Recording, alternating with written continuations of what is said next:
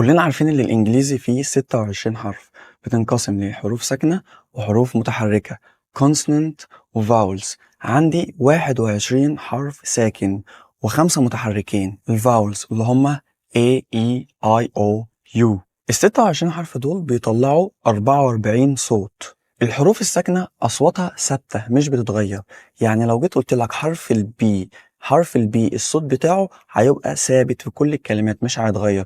لو جيت قلت لك حرف الام ثابت صوته مش هيتغير، ملوش غير صوت واحد اللي بيطلعه في كل الكلمات. انما الحروف المتحركة ملهاش صوت ثابت، عشان كده اتسمت متحركة. اصواتها متغيرة دايما، زي كده عندنا في العربي الفتحة والكسرة والضمة والمد وهكذا. وانت لو ظبطت النطق بتاع الاصوات المتحركة دي وعرفت تنطق كل صوت امتى، نطقك هيروح في حتة تانية خالص. عشان كده هنحاول في الحلقة دي والحلقات الجاية اننا نعرف كل الاصوات المتحركة وازاي ننطقها باشكالها المختلفة.